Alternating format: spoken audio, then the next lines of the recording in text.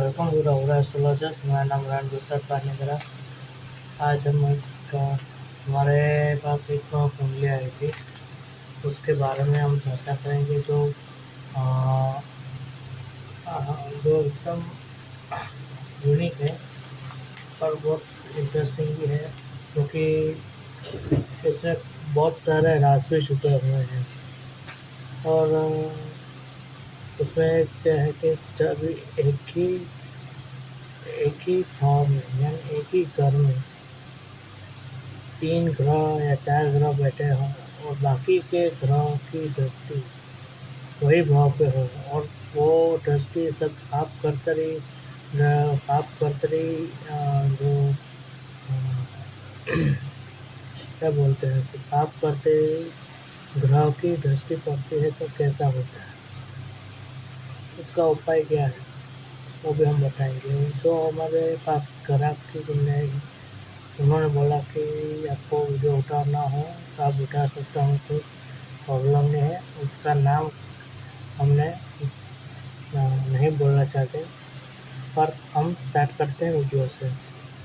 तो video start करने से पहले यूट्यूब चैनल ओवरा एस्ट्रोलॉजर्स जरूर सब्सक्राइब कीजिए, लाइक कमेंट और शेयर कीजिए। परामर्श के लिए मेरा कॉन्टैक्ट नंबर है 9327100550। तो कुंडली की हम बात करते हैं। 4 नंबर की कुंडली है, तो यानी कर्क लग्न। कर्क लग्न का स्वामी कौन होता है? चंद्रमा। चंद्रमा की राशि में बैठे हैं केतु ओपन 29 डिग्री पे, यानी 1 डिग्री मान के चलो। दूसरा घर, तीसरा घर खाली, चौथे घर में मंगल, दूसरा पाप, वो भी 1 डिग्री का बैठा हुआ है। पंचम घर में प्लूटो है, उसको हम नहीं गिनेंगे। छठे घर में लग्न स्फुट छठे स्थान में बैठा हूँ बुध के साथ, यानी ये पहला नेगेटिव। दूसरा के शुक्र, सूर्य और केतु तीनों ग्रह की युति बैठी है मकर राशि में। साथ में ये नेगेटिव योग भी बन गया। 8वां घर खाली, 9वां घर में गुरु बैठे हैं 0 डिग्री पे, यानी तब भी आप देखोगे, वैसे देखो राहु है यहाँ पे 1 डिग्री का, ऐसे उल्टा चलता है, यानी 1 डिग्री का।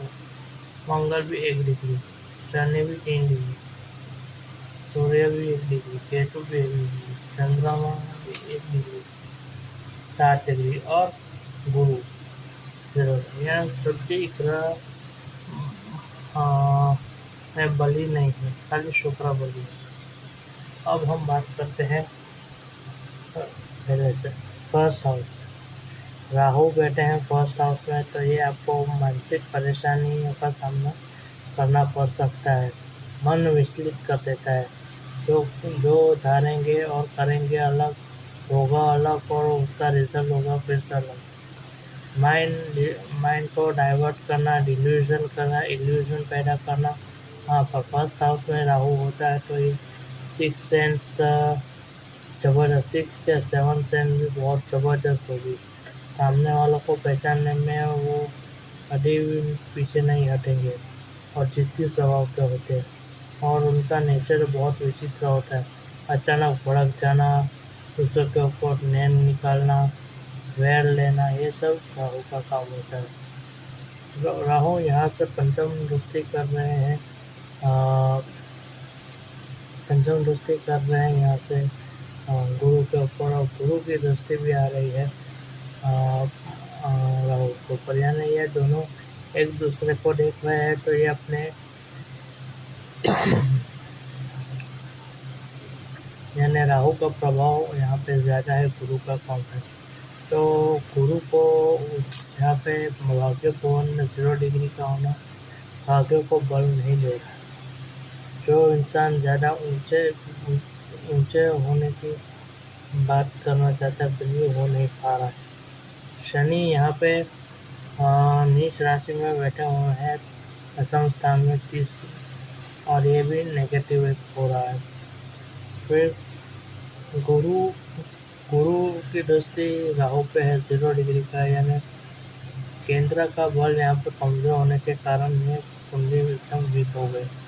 दूसरी चीज, यहाँ पे चंद्र और बुध खाड़ा में है, यानी छठे स्थान में। कोई भी नेगेटिव इम्पैक्ट ये चंद्र बुध की उतारेगा। रोग शत्रु पर बार बार परेशान करेंगे, मेंटली डिस्टर्ब करेंगे, नेगेटिव थॉट्स आना, जो कोई ना कोई कारण से दूसरे के ऊपर धर्म हो जाना, चीट, मन विचलित कर देना, वो सब ये चंद्र बुध की उसमें होता है। वो छठे स्थान में होने के कारण बिजनेस के रिगार्डिंग छल होने की संभावना रहती है। सप्तम भवन में शुक्र और केतु की युति, सेक्सुअल रिलेशनशिप और एक्स्ट्रा मैरिटल अफेयर होने की संभावना यहाँ पे बनने के चांसेस है भविष्य में। अगर शादी भी हो जाए तो दूसरे तीसरे 3-4 गर्लफ्रेंड्स तो होंगी। साथ में सूर्य भी बैठे हुए हैं। सूर्य और केतु की युति बन रही है और दोनों के एक ही सेम डिग्री पे हो रहे हो। 29 डिग्री यानी उल्टा गिन 1 डिग्री, और सूर्य भी 1 डिग्री का है। तो सूर्य का भी यहाँ पे सूर्य भी दब गया है। कैसे? सूर्य का प्रभाव है ही नहीं। कैसे? तो पहली दृष्टि आती है राहु की, सप्तम दृष्टि आ रही है सूर्य पर, केतु भी उसके साथ में है। फिर चौथे भाव में मंगल की चौथी दृष्टि। कैसे गिने? तो यहाँ से दूसरा भाव, तीसरा और चौथा, चौथे भाव पे मंगल की दृष्टि, चौथे भाव में केतु की भी दृष्टि। तो ये आदमी कैंसर या टीबी जैसे रोगों से भी परेशान होने की भविष्य में संभावना रहेगा। बिजनेस पार्टनरशिप करेंगे तो भी वो धोखा होने की संभावना रहेगी। रिलेशनशिप में भी प्रॉब्लम आ सकती है। साथ में सूर्य बैठे हैं तो गंभीर हृदय रोग के बीमारी से परेशान होना पड़े। मंगल केतु की युति हो रहा है तो कैंसर जैसे रोगों को से थोड़ा सावधान रहना चाहिए। साथ में चौथी दृष्टि है अब यहाँ पे पड़ी। अब हम दूसरी दृष्टि लेते हैं, शनि की भी दसम दृष्टि आ रही है। यहाँ से दूसरा, तीसरा, चौथा, छठा, सातवां, आठवां, नौवां और 10वां शनि और सूर्य की दृष्टि पड़ रही है। तो पिता के साथ नहीं बन पाएगी, पिता के साथ मतभेद होगा, पिता के साथ यहाँ पे कई तरह के प्रॉब्लम्स होंगे। पिता के बिजनेस में एंट्री लेगा तो नुकसानदेह होगा। शनि और केतु की भी युति हो रही है तो ये सबसे नेगेटिव एरिया ने 7वां भाव पूरी तरह से नेगेटिव जा रहा है। शुक्र और केतु की युति है तो बिजनेस में भी धोखा होने की संभावना रहेगी। हमने उनको बोला कि बिजनेस अगर आपके साथ हो रहा है तो उसको थोड़ा सावधान रहना चाहिए कि बिजनेस में धोखा या अकाउंटिंग में प्रॉब्लम ना हो, उसका थोड़ा ध्यान रखना चाहिए। उपाय हम लास्ट में बोलेंगे। पहली चीज़ का ये है कि सूर्य 1 डिग्री का है तो आँख से रिगार्डिंग प्रॉब्लम आने की संभावना रहेगी। दसम स्थान में शनि की नीच दृष्टि पड़ रही है। दसम दृष्टि पड़ रही है, नीच दृष्टि सूर्य के ऊपर, यानी ये नेगेटिव इफेक्ट डालेगा। यहाँ पर उनको शनि मंगल की है तो ये बायोटेक्नोलॉजी जैसा कहते हैं, जनरल सर्जन बनना चाहता हूँ उनके लिए भी अच्छा योग बनता है। राहु पंचम दृष्टि कर रहा है संतान भवन और मैरिड लाइफ और कैरियर में, तो अचानक कुछ धोखा होने की संभावना रहेगी। राहु की वजह से मिस कैरेज होने की भी संभावना है। पर यहाँ पे गुरु की दृष्टि आ रही है, नवम दृष्टि पंचम भवन में, तो संतान की आने के बाद प्रगति होने की संभावना रहेगी। और गुरु 0 डिग्री का है तो गुरु को उपाय करना जरूरी क्योंकि उसके स्वराशि में है। इसलिए साथ में चंद्रमा भी उसकी गुरु की राशि में, तो उसका भी उपाय करने से फायदा हो।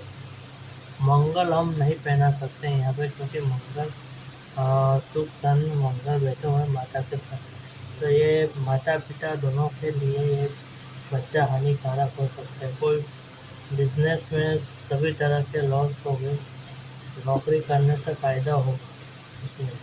साथ में नवमांश में देखे, नवमांश में भी देखे तो नवमांश में भी फर्स्ट हाउस में गुरु की राशि में राहु भी बैठे और केतु भी बैठे, यानी ये भी नेगेटिव हो गया। गुरु और सूर्य का एक दूसरे को देख रहे तो ईगो ज़्यादा होगा। साथ में शुक्र और चंद्र की युति हो रही है, तो बेस्ट लव मैरिज के भी योग बना रहा है, पर शनि यहाँ पर दृष्टि डाल रहा है।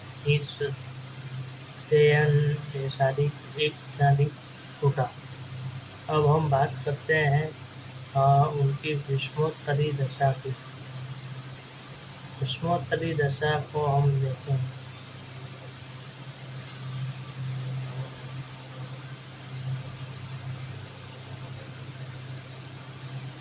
तो अभी सूर्य की महादशा चल रही है।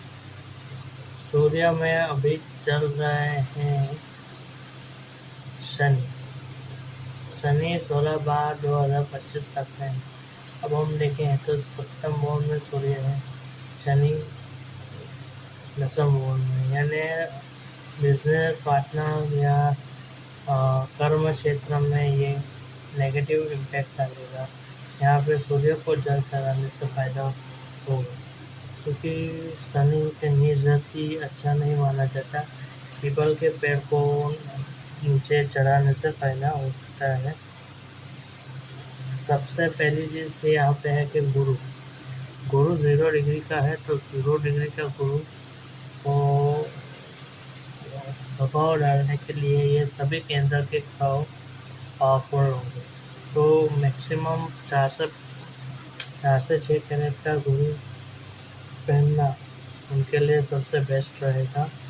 गुरु यानी पुखराज में हम टोपास की बात करें, टोपास सबसे बढ़िया रिजल्ट देता है गुरु के। साथ में चंद्रमा है यहाँ पे खाने में 7 डिग्री पर, तो उसको भी प्रभाव डालने से राहु का प्रभाव कम है, क्योंकि राहु छलावा है, माइंड डाइवर्ट करता है।